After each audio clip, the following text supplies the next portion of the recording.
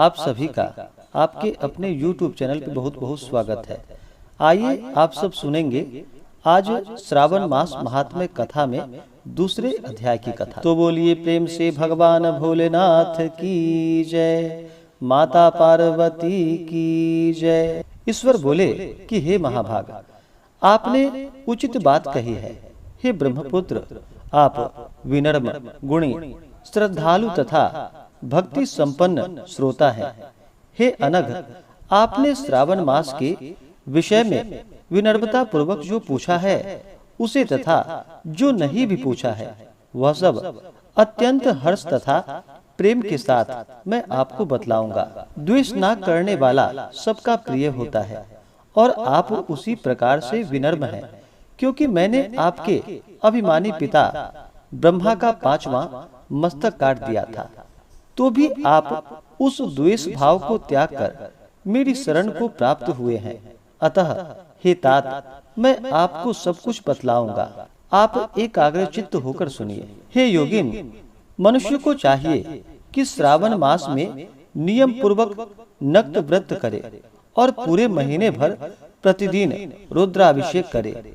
अपनी प्रत्येक प्रिय वस्तु का इस मास में त्याग कर देना चाहिए। पुष्पों, फलों, तुलसी की मंजरी तथा तुलसी दलों और बिल्व पत्रों से शिव जी की लक्ष्य पूजा करनी चाहिए। 1 करोड़ शिवलिंग बनाना चाहिए और ब्राह्मणों को भोजन कराना चाहिए। महीने भर धारण, पारण, व्रत अथवा उपवास करना चाहिए। इस मास में मेरे लिए अत्यंत प्रीतिकर पंचामृताभिषेक करना चाहिए, अर्थात पंचामृत से अभिषेक करनी चाहिए। इस मास में जो जो शुभ कर्म किए जाते हैं वह अनंत फल देने वाला होता है। हे मुने, इस माह में भूमि पर सोएं, ब्रह्मचारी रहें और सत्य वचन बोले। इस मास को बिना व्रत के कभी व्यतीत नहीं करनी चाहिए।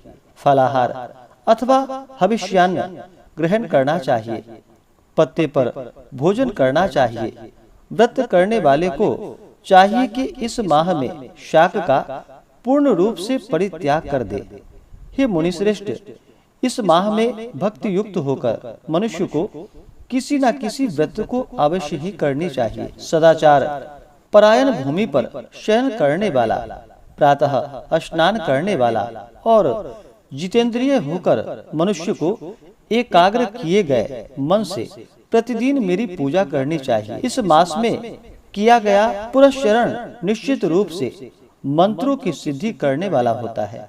इस मास में शिव के षडाक्षर मंत्र का जप अथवा गायत्री मंत्र का जप करना चाहिए और शिव जी की प्रदक्षिणा, नमस्कार तथा वेद पारायण करना चाहिए। पुरुषोक्त का पाठ अधिक फल देने वाला होता है। इस मास में किया गया ग्रह यज्ञ, कोटि होम, लक्ष्य होम तथा अयूत होम शीघ्र ही फलीभूत होता है और अभिष्ट फल प्रदान करता है। जो मनुष्य इस मास में एक भी दिन व्रतहीन व्यतीत करता है वह महाप्रलय पर्यंत घोर नरक में वास करता है। यह मास मुझे जितना प्रिय है उतना कोई अन्य मास प्रिय नहीं है। यह मास सकाम व्यक्ति को अभिष्ट फल देने वाला तथा निष्काम व्यक्ति को मोक्ष प्रदान करने वाला है। हे सत्तम, इस मास में जो व्रत तथा धर्म है उन्हें मुझसे सुनिए। रविवार को सूर्य व्रत तथा सोमवार को मेरी पूजा व नक्त भोजन करना चाहिए।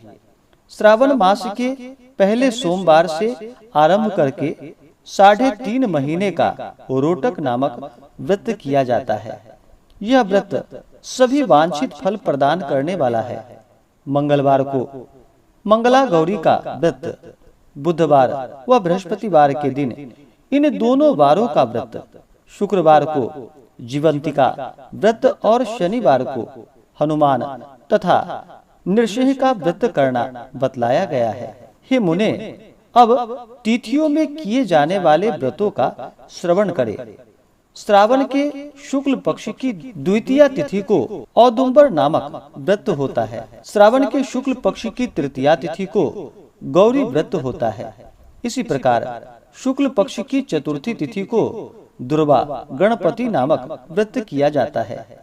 हे मुने, उसी चतुर्थी का दूसरा नाम विनायकी चतुर्थी है। शुक्ल पक्ष में पंचमी तिथि नागों के पूजन के लिए प्रशस्त होती है। हे मुनि श्रेष्ठ, इस पंचमी को रौरव कल्पादि नाम से जानिए। षष्ठी तिथि को सुपौदन व्रत और सप्तमी तिथि को शीतला व्रत होता है।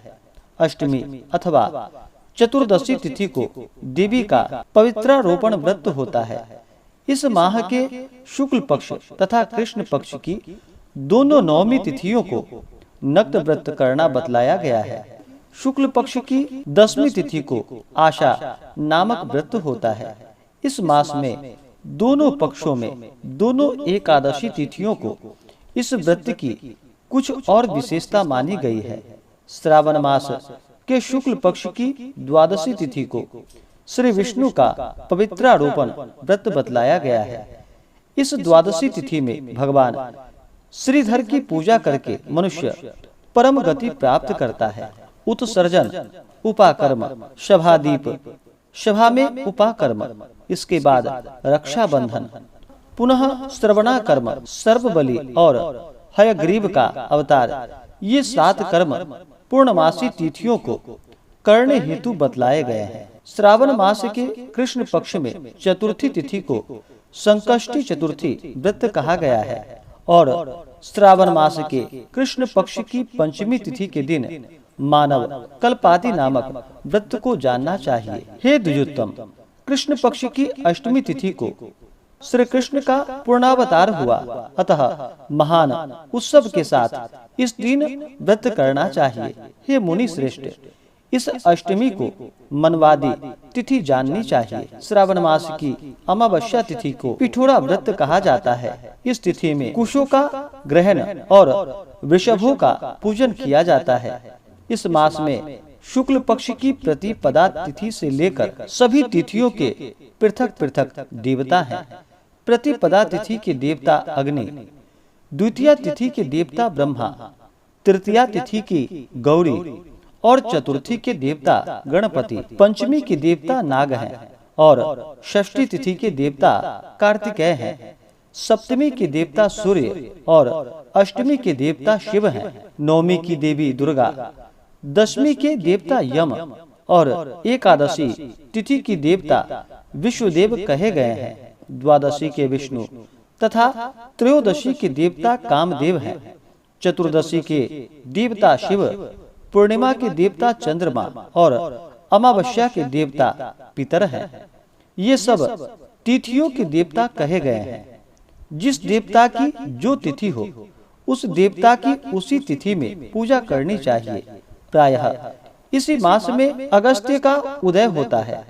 हे मुने, मैं उस काल को बता रहा हूँ, आप एकाग्र चित्त होकर सुनिए। सूर्य के सिंह राशि में प्रवेश करने के दिन से जब 12 अंश 40 घड़ी व्यतीत हो जाती है, तब अगस्त्य का उदय होता है। उसके 7 दिन पूर्व से अगस्त्य को अर्घ्य प्रदान करना चाहिए।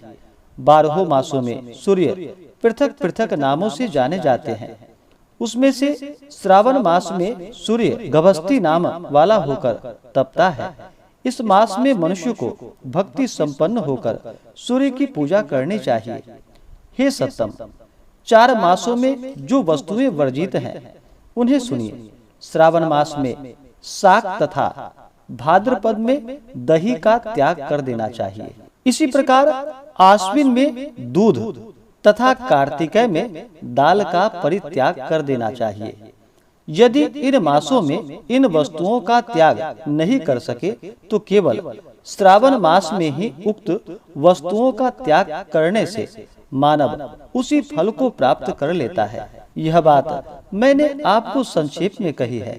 हे मुनि श्रेष्ठ, इस मास में व्रतों और धर्मों के विस्तार को सैकड़ों वर्षों में भी कोई नहीं कह सकता। मेरी अथवा विष्णु की प्रसन्नता के लिए संपूर्ण रूप से व्रत करना चाहिए। परमार्थ ही दृष्टि से हम दोनों में भेद नहीं है। जो लोग भेद करते हैं वे नरकगामी होते हैं। अतः हे सनत कुमार, आप श्रावण मास में धर्म का आचरण कीजिए। इस प्रकार से श्री ईश्वर सनत कुमार संवाद के अंतर्गत श्रावण व्रतोद्देश्य कथन नामक दूसरा अध्याय पूर्ण हुआ। तो बोलिए प्रेम से भगवान भोलेनाथ की जय, माता पार्वती की जय। इसी प्रकार से अगर आप सब आगे के अध्याय को सुनना चाहते हो, हमारे चैनल पे नए हैं तो चैनल को लाल बटन दबा करके सब्सक्राइब करें, साथ में बेल आइकन घंटी को दबाएं ताकि मेरे वीडियो का नोटिफिकेशन आपको समय से मिलता रहे।